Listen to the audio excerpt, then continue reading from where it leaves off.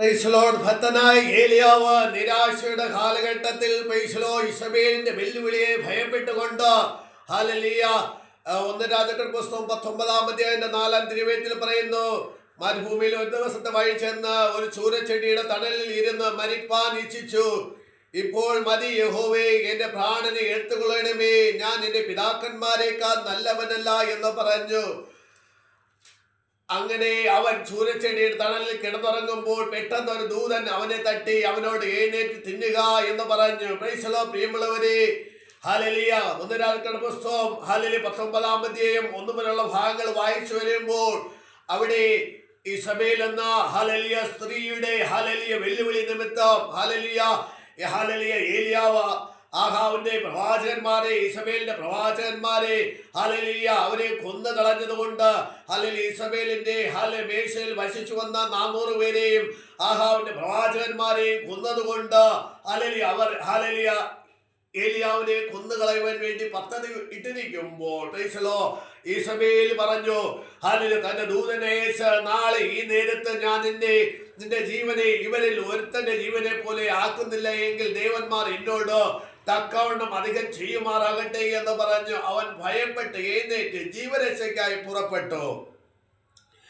യഹൂദന്മാർ ഉൾപ്പെടെ ബെർശേബയിൽ ചെന്ന് അവിടെ തന്റെ ബാല്യക്കാരോട് താമസിച്ചതായി തിരുവചനത്തിൽ കാണുവായെങ്കിൽ അവിടെ നിന്ന് ഭയന്ന് പരമേശ്വരായ ഏലിയാവ് ഹല്ലേലൂയ ചൂരച്ചെടിയുടെ തണലിൽ കിടന്നുറങ്ങിയാണ്. ഇനി എനിക്ക് മരിച്ചാൽ മതി.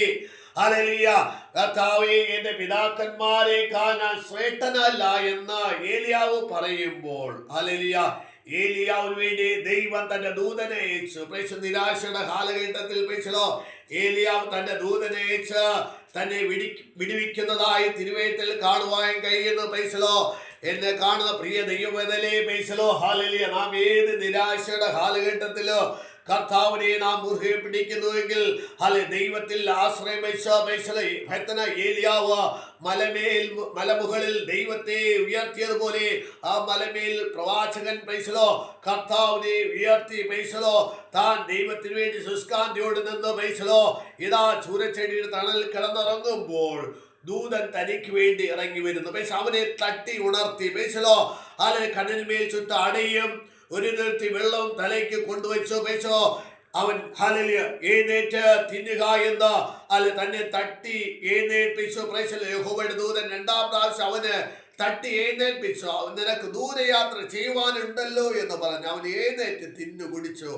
ആ ആഹാരത്തിന്റെ ബലം കൊണ്ട് 40 പകലും രാത്രിയും ഹല്ലേലൂയ ദൈവത്തിന്റെ പർവ്വതമായ ഹോരേബിലോളം നടക്കുവാൻ ഇടയായിത്തീർന്നു. പ്രിയമുള്ളവരെ, ആ ദൈവത്തിന്റെ ശക്തി നമ്മുടെ മേലുണ്ടെങ്കിൽ ഏത് പ്രതികൂല മധ്യത്തില് നമുക്ക് ജയകരമായി കർത്താവിന്റെ പിന്നാലെ യാത്ര ചെയ്യുവാൻ കഴിയും. ആ കർത്താവ് അപ്പോസ്തലൻ പൗലോസ് പറയുന്നു, ഈ ദൈവം ഇന്നും എന്നേക്കും നമ്മുടെ ദൈവമാകുന്നു, അവൻ നമ്മെ ജീവപര്യന്തം വഴി നടത്തുമെന്ന് സംഗീതകാരൻ പറയുന്നു.